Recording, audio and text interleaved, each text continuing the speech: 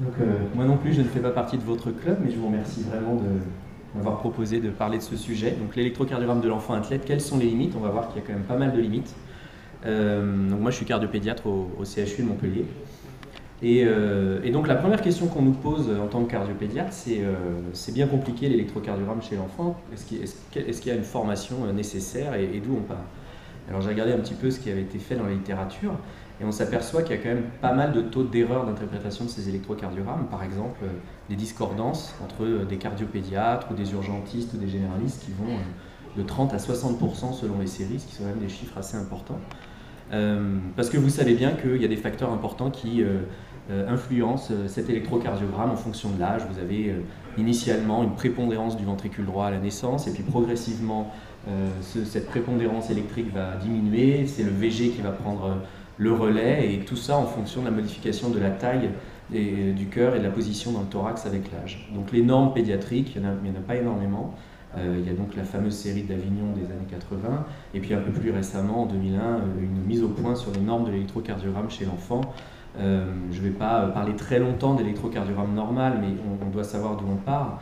Et j'ai précisé les petits points qui peuvent être des pièges justement quand on donne un certificat d'habilitation au sport chez un enfant. Donc vous savez que les ondes Q peuvent être très importantes, en particulier chez les tout petits, et puis elles peuvent même rester assez amples jusqu'à 5-6 ans, essentiellement dans le territoire des 2, des 3, AVF, V5, V6, c'est très fréquent dans la petite enfance.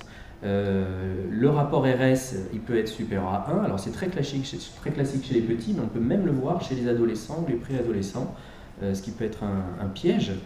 Le QRS, c'est ce qui est le plus embêtant pour interpréter quand on doit donner chez un préadolescent ou un adolescent un avis sur une aptitude au sport, puisque les ventriculogrammes sont très importants chez l'enfant, et que le Sokolov, en gros, on peut un peu l'oublier en pédiatrie. Ici, c'est une jeune fille de 7 ans qui a un Sokolov qui va très bien, une jeune fille qui va très bien, et qui a un Sokolov à 45 mm. Le QRS, vous savez que l'axe chez l'enfant, il est à la naissance à droite, et puis progressivement, il va tourner à gauche, et cette vitesse de rotation de la droite vers la gauche, elle est très variable. Vous avez des tout petits de 2-3 ans qui ont déjà un axe gauche, entre guillemets, et puis vous avez des enfants de 10-12 ans qui ont toujours un axe à 90 degrés. Et l'amplitude des ondes R va diminuer progressivement avec l'âge dans les précordiales droites, alors que l'onde S va augmenter, et vice-versa, l'amplitude des ondes R va augmenter progressivement avec l'âge dans les précordiales gauches, alors que l'onde S va diminuer, ce qui est très classique en pédiatrie. D'où le piège de l'HVG chez l'enfant. On a montré que 15% des enfants sains, si on regarde juste leur ECG, on va faire un diagnostic d'HVG, donc spécificité 85%, et vice-versa, 20% des enfants seulement, avec une HVG prouvée à l'échographie, vont avoir un ECG anormal. Donc là, c'est même très inquiétant, donc sensibilité 15%, ce qui explique pourquoi les cardiopédiatres ne peuvent jamais se passer de l'échographie cardiaque. En fait, c'est vrai qu'on ne fait pas de consultation de cardiopédiatrie sans échographie cardiaque. Le bloc incomplet droit, grand classique de la pédiatrie, on a 10% des enfants préadolescents sains qui ont un bloc incomplet de branche droite, donc on ne peut pas y accorder une valeur pathologique. La repolarisation, c'est encore plus complexe en pédiatrie. Les ondes T, vous savez qu'elles sont classiquement négatives jusque parfois en V4, jamais en V5, V6, et tout ça jusqu'à la préadolescence, mais de façon totalement, encore une fois, c'est comme pour l'axe du QRS, de façon très variable selon les individus. Vous avez des enfants à 3 ans, ils n'ont plus cet aspect-là, et d'autres à 12 ans, ils l'ont toujours. L'intervalle QT, très difficile en pédiatrie, hormis le vrai QT non congénital. C'est évidemment lié à la fréquence cardiaque, et vous savez que les enfants ont une arythmie sinusale. Les formules de correction du QT, alors on utilise évidemment nous aussi la formule de Bazette, mais on n'a jamais prouvé que c'était le modèle mathématique qui s'appliquait à tous les âges. Quant à la dispersion du QT et à la pente QT sur R, il n'y a strictement aucune donnée en pédiatrie.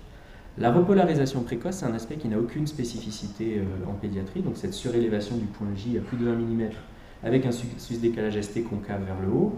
Il y a une étude très récente de cette année qui a été faite chez 100 garçons footballeurs avec un âge moyen de 13 ans. Eh bien, ils étaient donc en club de foot. 36% d'entre eux avaient un aspect de repolarisation précoce.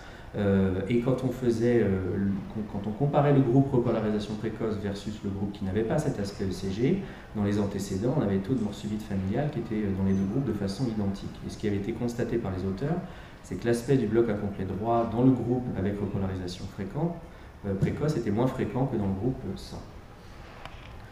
L'ECG de l'adolescent athlète, on a peu d'études, et ça concerne surtout des garçons caucasiens. La bradycardie, alors évidemment, c'est comme chez l'adulte, tout ce que je vais vous dire, le bémol étant d'avoir encore moins de données chez l'enfant que chez l'adulte. La bradycardie est fréquente, 80% des adolescents dans une série de 99 sur 1000 athlètes de moins de 18 ans.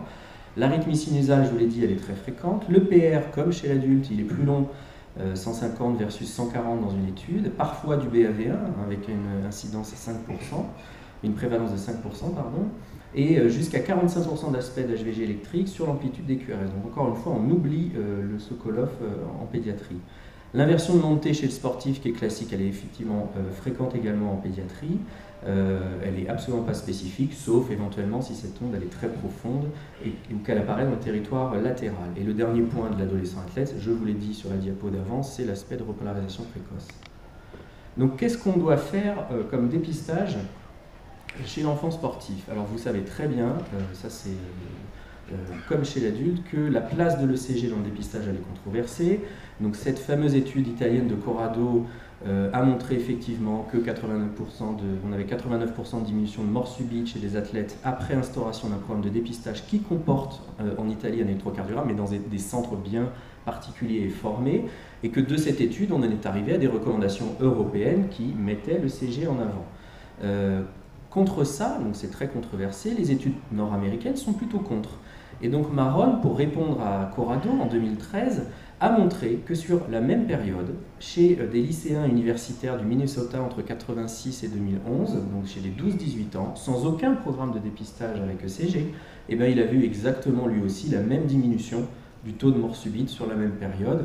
Bon, évidemment, c'est des études qui ont des biais, ce n'est pas une étude comparative prospective, mais c'était assez intéressant. Et donc lui, il dit à Corrado, vous avez ce qu'on appelle un biais d'immortalité, c'est-à-dire vous avez présélectionné des gens qui étaient des rescapés, des vivants, donc qui avaient un phénotype différent. Donc si on fait un petit résumé de l'efficacité de cette ECG pour dépister les anomalies chez les jeunes sportifs, on a une sensibilité qui est bonne, une spécificité qui est bien moins bonne, et des valeurs prédictives qui, négatives, sont correctes, mais positives sont très très mauvaises. C'est exactement comme chez l'adulte, avec des chiffres moins bons chez l'enfant.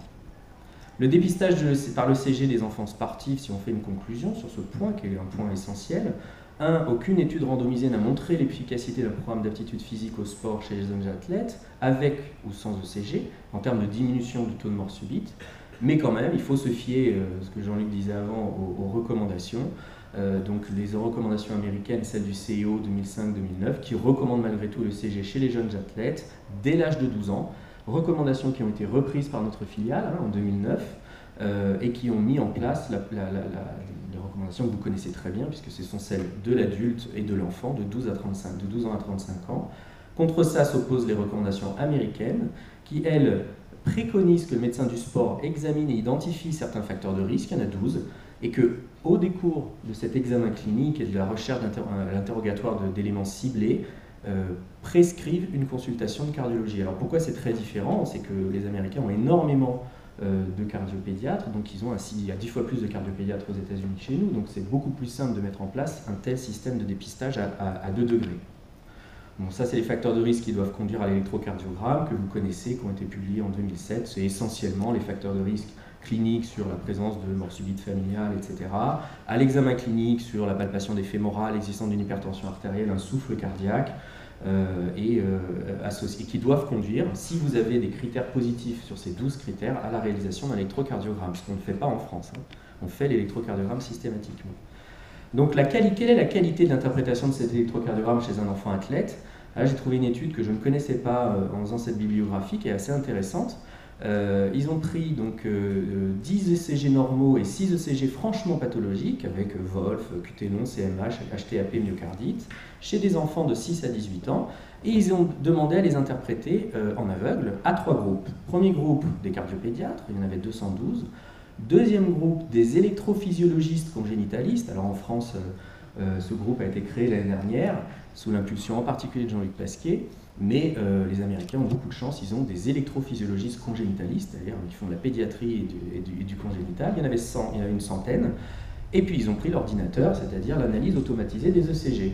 Et donc c'est très intéressant parce que les taux de de bons diagnostics sont de l'ordre de 70% dans les trois groupes. Il n'y a aucune différence entre l'ordinateur, le cardiopédiatre et l'électrophysiologiste congénitaliste.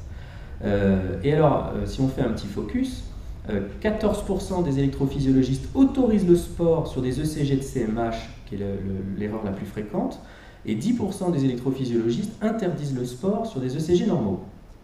Encore une fois, c'était une interprétation de l'ECG sans clinique. C'est vraiment d'ailleurs, s'il y a un point important à retenir, c'est qu'on ne fait pas de CG sans clinique. Hein. Ce chiffre, il faut mettre un bémol.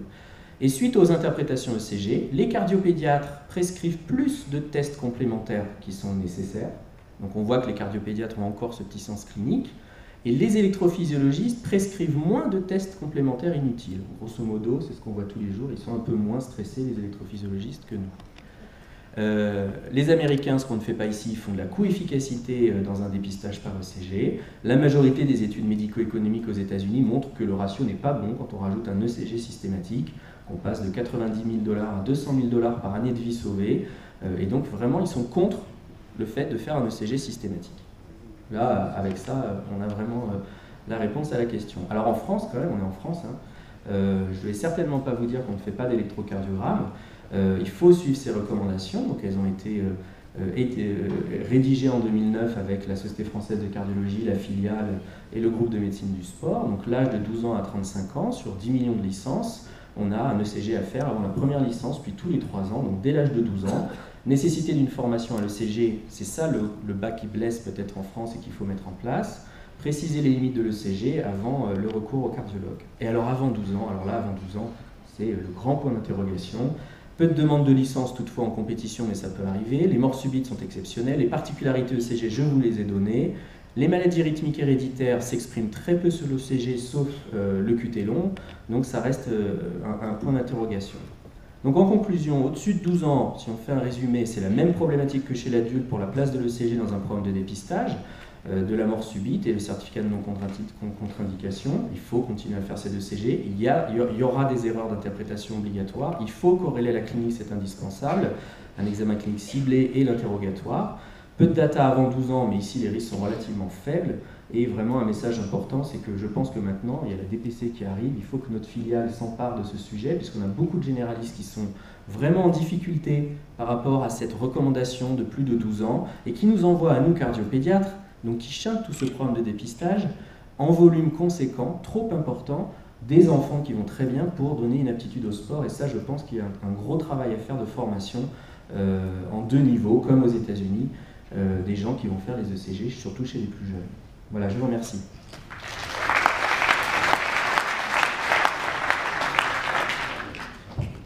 Voilà. Merci Pascal pour cet exposé. Je pense qu'il y a peut-être des questions dans la salle. Je ne sais pas, je vais prendre la parole. Je ne sais pas pourquoi tu prends Corrado pour l'enquête italienne, parce que nous, on s'est basé là-dessus pour faire les recommandations. Et franchement, l'électrocardiogramme est l'examen le plus important et qui coûte le moins cher pour dépister les cardiopathies. Parce qu'on n'a pas quand même les coronaropathies chez l'enfant, on en a quelques rares, mais donc on détecte énormément de pathologies sur l'électrocardiogramme, même la CMH, parce qu'on a des ECG anormaux. Donc moi, je reste et je pense que c'est une bonne attitude d'avoir mis de l'électrocardiogramme dans le bilan de dépistage parce que c'est tout. Il y a énormément de pathologies, il y a les anomalies coronaires. La coronaire droite qui naît du sinus gauche qui passe entre les 2 vaisseaux, ça on ne peut pas le voir. Il y a que l'échographie qui permet de le voir.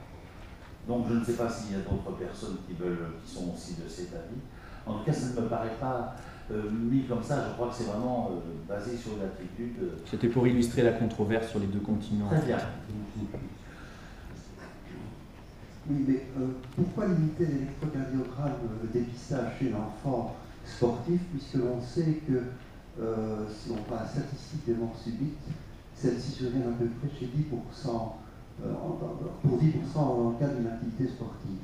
Donc pourquoi ne pas étendre le dépistage chez tous les enfants d'âge scolaire? Ah mais bien sûr, alors là, je suis complètement d'accord. Moi si on m'envoie un enfant de, donc on a de déjà 10 ans... essayé de faire passer l'électrocardiogramme systématiquement dans le cadre de la pratique sportive. Donc que va-t-il se passer si on essaie de l'imposer dans le dépistage systématique de la population de l'enfant? Non, non, mais tout à fait. Il faut le faire, quel que soit l'âge, mais il faut l'accompagner d'un... en fait, les cardiopédiatres ou même les médecins du sport ne peuvent pas encaisser toute la pédiatrie, je pense, dans ce programme de dépistage. Donc il faut former des généralistes, il faut mettre en place ce système de formation. Voilà. On avait regardé que pour que les électros soient interprétés par des médecins du sport, en fait, il y en a beaucoup qui peuvent très facilement le faire. Je ne sais plus si c'est peut-être François qui avait les chiffres, peut-être François Carré, le nombre d'électros qui devaient repasser vers un cardiopédiatre ou un cardiologue était relativement faible. C'est quoi le nombre de morts subites cardiaques en dessous de 18 ans Ça doit être, j'ai pas le chiffre exact, mais en France, je ne sais pas si on peut donner cette réponse en fait. Il est inconnu, on n'a pas il faudrait un registre. Mais il est très faible, hein, il est plus faible que celui de l'adulte, simplement. Ça prend une importance quand c'est un enfant qui décède sur un terrain de sport. Déjà chez un jeune adulte, c'est déjà pas très bien vécu, mais chez l'enfant, c'est encore pire. Et surtout, il y en a beaucoup, encore une fois, qui peuvent être dépistés avant que ne survienne cette mort subite. Mais c'est une question, effectivement, de moyens, et c'est vrai que c'est pas simple à mettre en œuvre. Oui.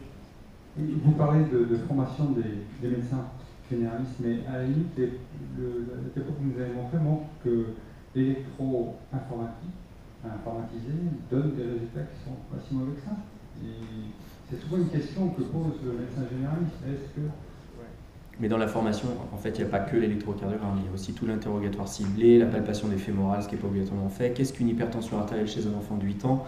Il y a très peu de généralistes qui ont un tensiomètre. Pour faire ce screening, ECG clinique, il faut, je pense, mettre en place le système de formation. Je pense que beaucoup de généralistes, en tout cas moi c'est l'impression que j'ai, puisque j'ai énormément de demandes d'avis téléphoniques de généralistes sur du dépistage où ils ont besoin d'être rassurés. Donc ça veut bien dire que quand même ils ne sont pas à l'aise. Hein. Moi c'est le sentiment que j'ai.